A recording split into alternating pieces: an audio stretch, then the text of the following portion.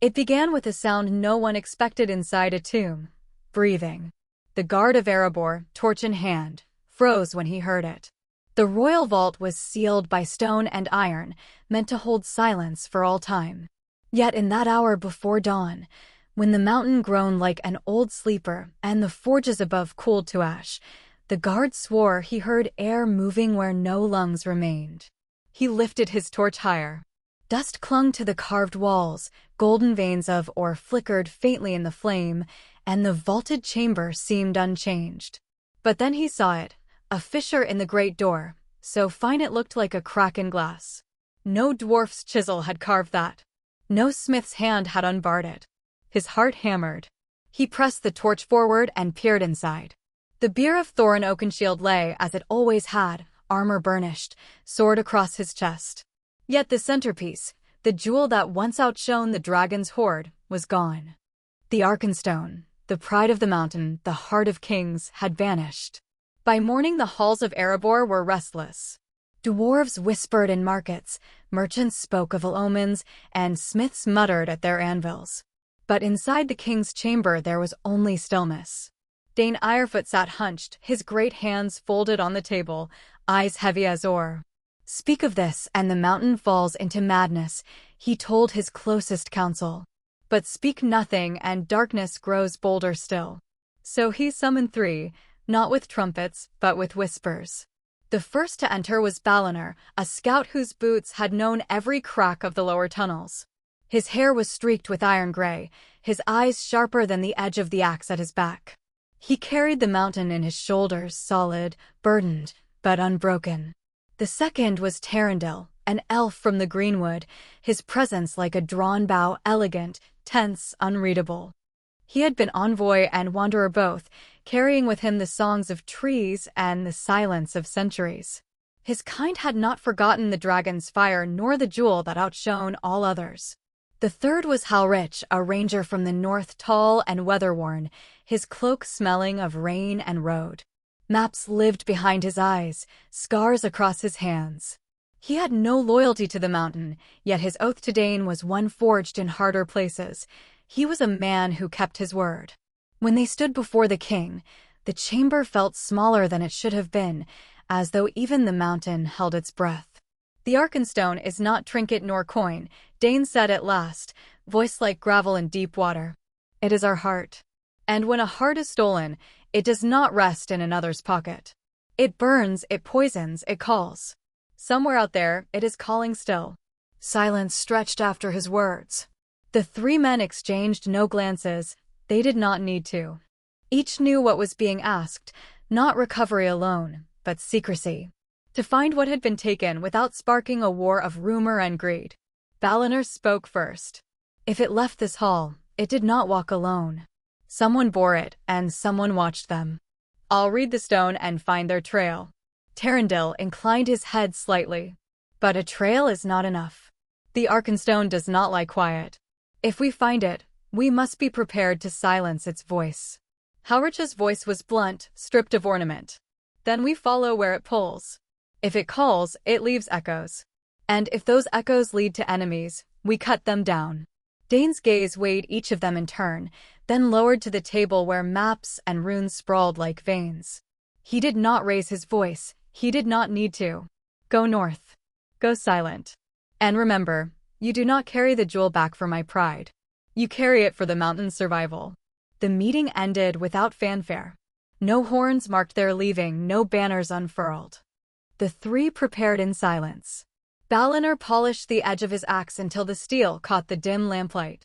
Terendil wound a talisman of woven silver leaf around his wrist, fingers brushing it like memory. Halrich checked the fletching on his arrows, one by one, until each was true. By dusk they rode out beneath a sky bruised with storm. Behind them, the lonely mountain loomed, its crown veiled in shadow. Before them stretched the plains, scarred by dragonfire, littered with old bones and the memory of wars. None spoke. Yet each felt it, faint, like a whisper in the marrow, the call of a stone that should never have stirred again. The heart of the mountain was missing. And the world had already begun to change. The road north was no road at all, only a memory of one. The field still bore the scars of Smaug's fire, charred foundations. Walls collapsed into rubble, stones blackened like teeth in a burned mouth. The three riders passed in silence, their horses' hooves crunching brittle ash. By the second day, even the crows had abandoned the land. It was as if the earth itself knew the Arkenstone had been torn from its bed and recoiled. Valinor crouched often, fingers brushing the ground, eyes narrowed at every faint impression. He found disturbed stones, broken grass, once even the snapped haft of a torch. He said little, only grunted when he was sure of a sign. Terendil followed with a patience that seemed unnatural, his gaze constantly sweeping the horizon. Halrich rode behind, hand never far from his bow. To him the silence of the world was more unsettling than any sound. That night they made camp in the ruins of an old watchtower. The stones groaned in the wind, and the fire crackled with a nervous voice. Halrich sharpened his knife while Valinor cleaned his axe in silence. Terendil sat apart, his long fingers turning a small leaf-shaped talisman over and over. At last Halrich spoke. "You two believe this is theft." "I don't." Valinor looked up, frown darkening his brow. The door was broken. The casket gone. What else could it be? Halrich's knife rasped against the whetstone. "I've seen men steal gold. They carry it in bags, carts, wagons if they must. But this," he gestured to the empty land around them. "It feels different. Not theft. Movement." Terendil's voice slid into the silence, low and sure. "He is right. The Arkenstone is not like other treasures. It does not wait to be taken, it calls. Whoever touched it may not have sought it. They may have only answered." Valinor stiffened. "Stones don't move themselves." "Perhaps not stones," Terendil said, eyes reflecting the firelight. "But dreams. And the Arkenstone is nearer to a dream than a jewel." The words gnawed at Valinor long into the night. He lay awake, staring at the tower's fractured ceiling. He had been raised to see the Arkenstone as crown and curse both, a gleaming reminder of Thorin's pride. Yet now, hearing the elf speak of it as dream, he wondered if what they hunted was not a jewel at all but something older, a will buried in crystal. The next morning brought proof that the trail was narrowing. Valinor found prints in the river mud, larger than any man's, the claw marks deep. He touched them, felt the weight that had pressed them into the earth. "Orcs," he muttered. "From the mountains." Halrich knelt beside him, studying the direction. The prince pointed north, always north, toward the jagged silhouette that haunted the horizon, Gundabad. The word itself soured the air. Orcs had long crawled from that fortress like rot from a wound. If the Arkenstone had passed into their claws, then the mountain's heart was already poisoned. They followed the trail into harsher lands. Trees thinned into stunted shapes, their branches clawing the sky. The ground grew littered with bones, deer, wolf, sometimes man. Symbols scarred the rocks, carved in no tongue Valinor recognized, lines jagged and spiraled, filled with soot. Terendil's face hardened. "These are not marks of wandering bands," he said. "This is ritual." At dusk a storm rolled across the plain. They sheltered in a shallow cave while the wind screamed through the stones. The storm's voice seemed almost human, carrying with it whispers none of them wished to hear. Halrich finally broke the heavy silence. "Tell me, elf. If the stone sings, what does it sing of?" Terendil kept his eyes on the lightning flashing beyond the cave mouth. "Desire. It will show you what you most wish to see, a crown, a throne, a love long dead. And then it will hold you there until you forget the rest of the world." Halrich spat into the fire. "Then why chase it? Better to let orcs choke on it and be done." Valinor's voice was rough. "Because it is not only us who hear its song. If the stone crowns them, it will not be Gundabad alone that burns. It will be all of us." The words silenced them until the storm passed. Each sat with their thoughts, none admitting aloud what desire the jewel might whisper to them. When dawn came, they rode again. The mountains loomed nearer now, their peaks knifing the sky. The trail grew clearer, scraps of cloth, half-burned torches, bones arranged in strange patterns as though left as warnings. Valinor felt it in his bones. They were not simply following tracks. They were being led. And the closer they drew to Gundabad, the stronger the unease pressed on them, like a hand at their backs. The Arkenstone was not waiting to be found. It was guiding them, and whatever lay ahead had already begun to listen. By the fourth night, Gundabad filled the horizon like a broken crown. Its jagged peaks clawed at the sky, and the air grew heavier with each mile they closed. Even the horses snorted uneasily, eyes rolling white. The trail led straight toward its black slopes, where crumbled fortifications sprawled like the ribs of some dead giant. Charred timber still jutted from the ground, remnants of battles long past. Valinor slowed his steps, crouching low to the earth. Tracks everywhere, dozens of them, overlapping, converging. Orcs, yes, but not the careless scatter of raiders. These moved with purpose, with order. And at the center of the trampled earth was something else, a perfect circle of scorched stone, runes burned deep into the rock. Tarendil's face tightened. A summoning mark. Halrich frowned. Summoning what? The elf's voice was quiet. Not what. Who? They pushed on at dusk, slipping into the mountain's lesser tunnels where the rock swallowed all light. Valinor led, torch raised, his shoulders brushing walls etched with strange carvings, spirals, crowns, eyes that seemed to blink when the flame passed. The air thickened with a smell like iron and damp ash. Soon the tunnel widened into a cavern whose ceiling soared beyond their torchlight. Pillars of stone rose like petrified trees, carved with more of the same jagged runes. At the chamber's heart stood a black altar, low and wide, its surface cracked as if from heat. And upon it, glowing faintly even under the torchlight, rested a shard of crystal. Not the Arkenstone itself, but something broken off from it, pale and cold, pulsing like a heart that remembered. Valinor staggered forward before he realized he was moving. He heard it then, not with his ears, but inside his chest. A voice, low and intimate, curling around his thoughts. You were overlooked. You could be more. Take me, and I will make the mountain bow. His hand reached toward the shard. Valinor. Tarendil's voice snapped him back. The elf seized his arm, dragging him away. Do not touch it. Valinor blinked, shaking his head as though waking from a dream. His chest ached where the voice had coiled. He could still feel the echo, promising. Halrich kicked the shard from the altar. It skittered across the stone, its glow dimming but not dying. A fragment, he spat. If a sliver speaks like that, what will the whole jewel do? Tarendil's gaze swept the runes, his face pale. This is no mere shrine. This is preparation. They are feeding the Arkenstone with worship, shaping its song. If the full jewel rests here, it may already be more than it was. A sudden sound froze them, chanting. From the far shadows, figures emerged. Not orcs alone, but men too, their faces pale, skin inked with black spirals. Their eyes glowed faintly in the dark, and their voices carried the rhythm of stone cracking. At their head walked a figure robed in crimson and ash, tall, staff crowned with a shard like the one on the altar. The heart is awake, the figure intoned. It will not belong to dwarves or elves or men, but to those who dare dream without fear. His gaze fixed on Valinor as though he had heard the echo of the shard within him.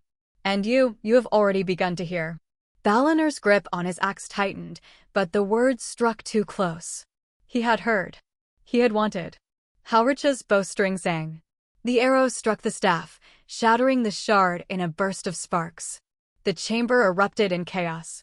Orcs charged from the shadows, cultists raised blades etched with runes. The air filled with the stink of sweat and smoke. Valinor roared, swinging his axe, cleaving through the first wave. Tarendil's arrows whistled, each one finding a throat.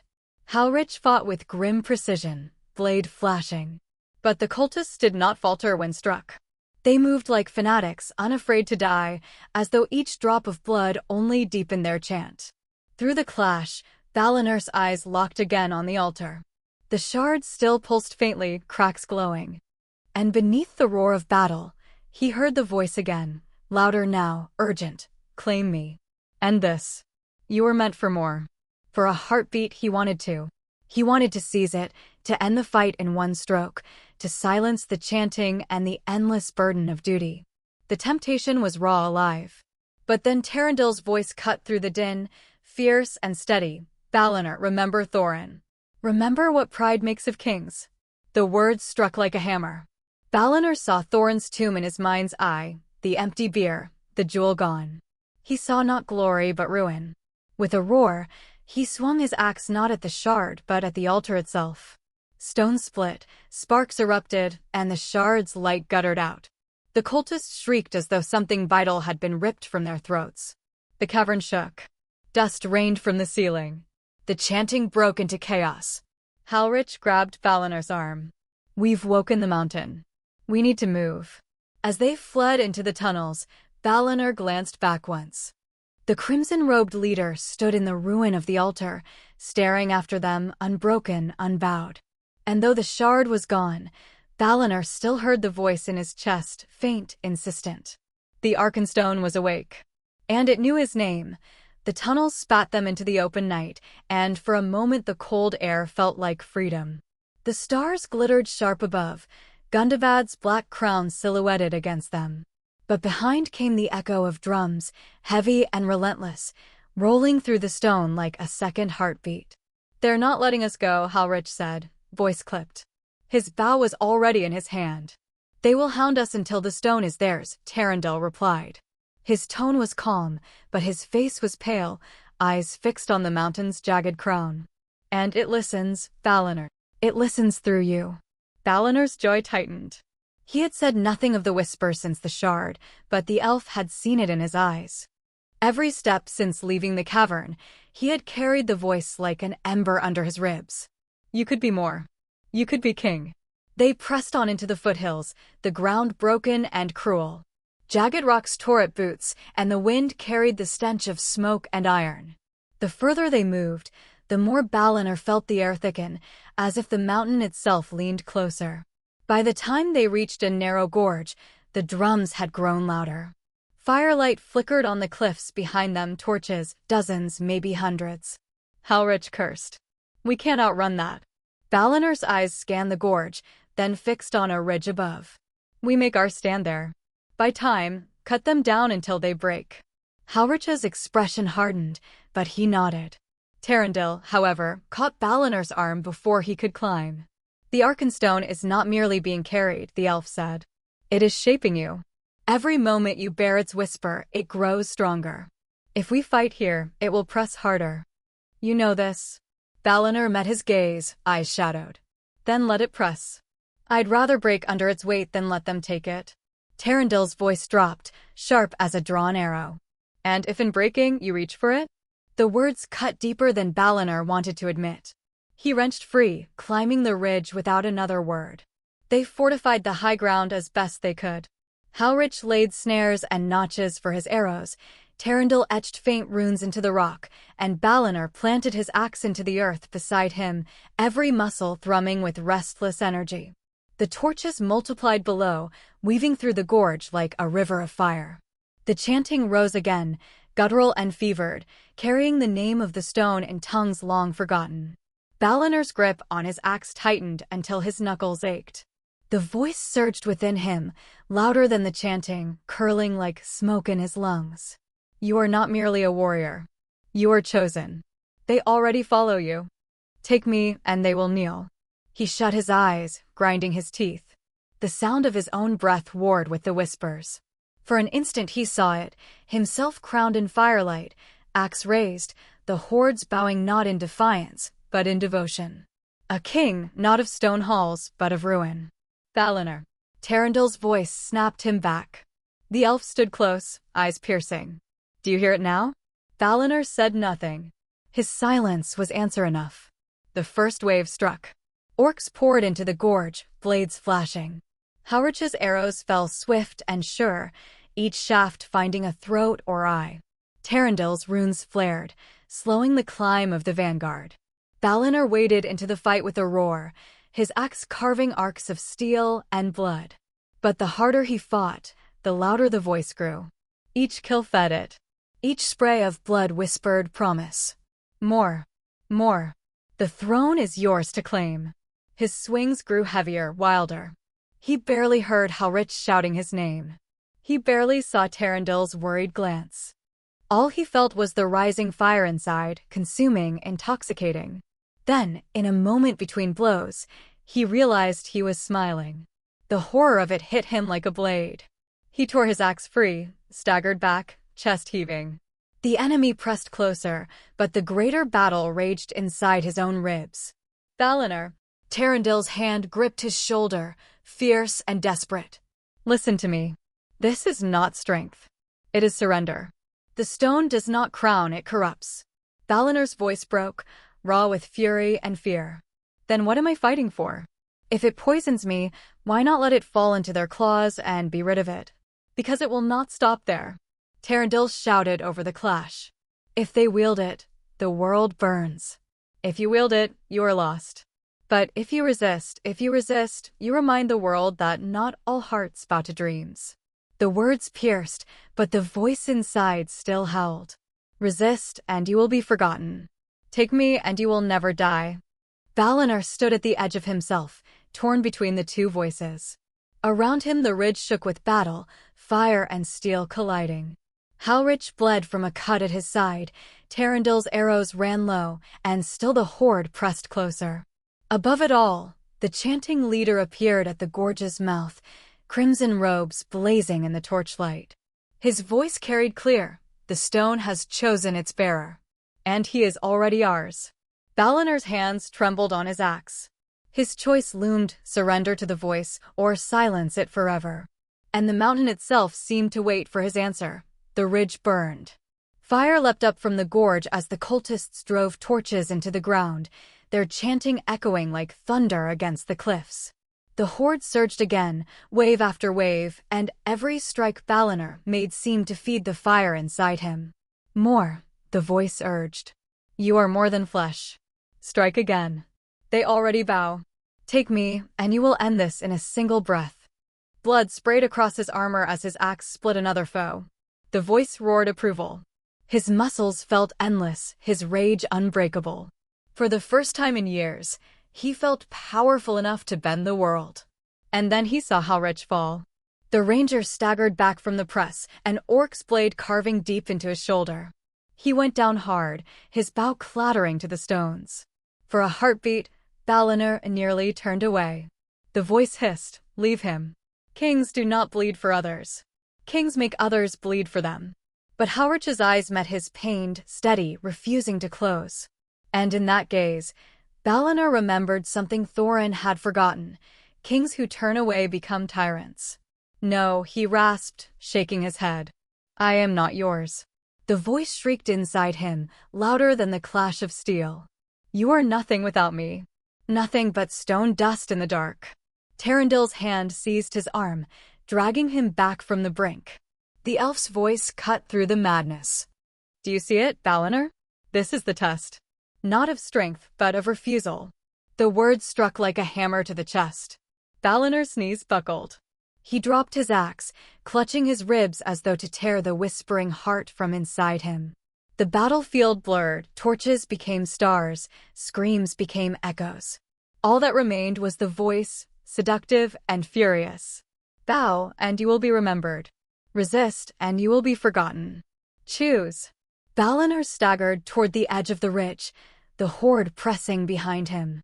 The crimson-robed leader stepped forward through the fire, arms raised, his chant rising above the chaos. He is chosen. The stone has named him. Valinor's breath tore in ragged bursts. He could feel the weight of that truth. He had been chosen. But chosen for what? To wear a crown of ruin? To be a vessel for a dream that devoured all who touched it? He looked down at Halrich, struggling to rise despite his wound. He looked at Tarendil, blood on his lips, bow in hand, eyes fierce even in despair. And he thought of the mountain, of Thorin's tomb, of a heart meant to unite yet cursed to divide. Then he made his choice.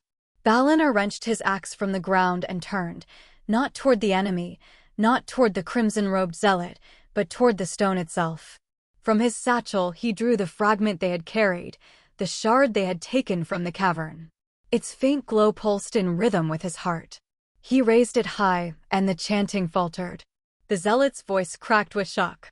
No, you are its bearer. You cannot destroy it. I am not its bearer, Valinor roared, voice echoing across the gorge. I am its end. With every ounce of strength left in him, he brought the axe down. Steel met crystal. The shard screamed not with sound, but with memory. Visions burst through the air, Thorin on his throne, Smaug in his fury, the dwarves' march, the halls burning. 1,000 desires, 1,000 hungers, all torn open in a blaze of light. The explosion tore the ridge apart. Fire and stone erupted skyward. The chanting died in a single, choking cry. Orcs fell writhing, cultists clutched their heads as if their skulls had split. And Baliner fell to his knees, chest heaving, his hands blackened and burned. The shard was gone. Nothing but ash remained where it had glowed. But the voice was silent. When the dust cleared, the survivors stood amid ruin. Halrich dragged himself upright, blood staining his cloak. Terendil knelt beside Baliner, gripping his shoulder. "You silenced it," the elf whispered. "You did what kings could not." Balinor's eyes lifted, weary but steady. "No crown," he said hoarsely. "No throne. Just a choice. And it nearly broke me." The crimson-robed zealot still stood at the far end of the gorge, robes torn, eyes burning with hatred. He pointed a trembling hand. "You think you have silenced it? You think you can bury desire? The stone cannot die. It waits. It always waits." Then he vanished into the smoke, leaving only his words behind. Baliner sagged against the rock, exhaustion consuming him. For the first time since entering Gundabad, he felt only emptiness where the whispers had been. A terrible relief, sharp as grief. He had won, but the victory tasted like ashes. Dawn broke slowly over Gundabad. The light spread like a pale hand across the jagged peaks, touching stone blackened by fire and slopes littered with corpses. Smoke rose from the gorge where the battle had ended, curling into the cold sky like the last breath of a dying giant.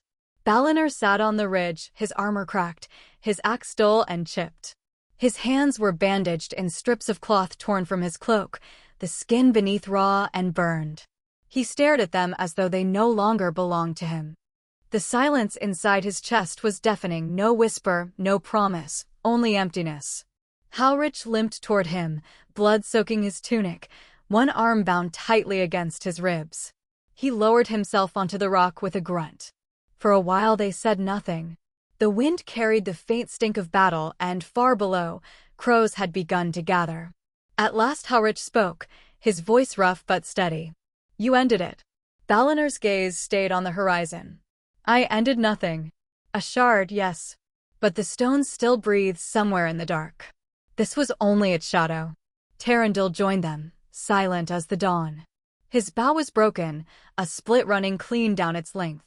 He carried it carefully, as one would carry the body of a fallen comrade, and laid it gently on the ground. His eyes, though weary, were clear. "You resisted," he said simply. "That is enough." Baliner finally looked at him, anger flashing faintly through the exhaustion. "Enough? I nearly yielded. I nearly let it make me its vessel. If Thorin fell, if others fall, what strength do I have that they lacked?" Terendil's reply came without hesitation. "You had none. And that is why you won. Kings believe themselves unbreakable. You knew you could break, and still you chose not to." The words struck deeper than praise. Baliner closed his eyes, breathing hard, as if even relief carried weight. They buried the dead where they fell. Orcs they left for the crows, but the men, the cultists who had bled for the Arkenstone, were covered with stones, their weapons shattered beside them. Not out of pity, but to deny the mountain further whispers. By midday the three companions prepared to leave Gundabad behind. The land around it seemed changed, quieter yet uneasy, as though the mountain itself mourned the silencing of its shard. Halrich mounted his horse stiffly, grimacing at the pain in his shoulder. "When word reaches Dane, what shall we tell him?" Baliner looked at the distant peaks, the smoke still curling from the gorge. "That the Arkenstone is no treasure. That it is hunger given shape. Tell him it is not meant to be guarded, only resisted." Terendil added, "And tell him to guard himself. For the stone's song will not end here." They rode in silence after that. The path south wound through broken valleys, each mile carrying them farther from Gundabad, yet not from what they had seen. The land seemed to watch them, each gust of wind a question unasked. That night they camped beneath a dying oak. The fire was small, their words smaller still. Halrich fell asleep first, his breathing ragged but steady. Terendil sat awake, eyes fixed on the embers. Valinor could not rest. He walked a short distance from the camp, staring at the stars above. Once, he had loved their stillness. Now he wondered if even the stars listened to the stone. He remembered the voice. "You will be forgotten." It lingered in him, not as a threat but as a possibility. Perhaps he would be forgotten. Perhaps that was the price of refusing the crown of ruin. And yet, he felt no shame in it. Only a quiet ache, like the ache of old wounds that never truly heal. Terendil's voice came softly from behind him. "You fear the silence now." Valinor turned, meeting the elf's calm gaze. "I fear that silence is not the end. That it waits, gathering strength again." Terendil nodded slowly. "Then let it wait. Desire cannot be killed, but it can be denied. That is the truest victory any heart may claim." Valinor exhaled, long and heavy. For the first time since Thorin's tomb, he felt a measure of peace. When they parted days later, no words of oath were spoken. Halrich returned to the wilds, bound to his roads and his scars. Terendil faded into the greenwood, carrying with him both warning and memory. And Valinor turned his steps back toward the mountain, not as a king, not as a savior, but as a witness. He knew the stone still waited, somewhere in the dark. He knew its voice would rise again. But until that day, he would carry silence like a shield. And when the world forgot his name, as it surely would, he hoped they would remember only this, that once, desire was denied.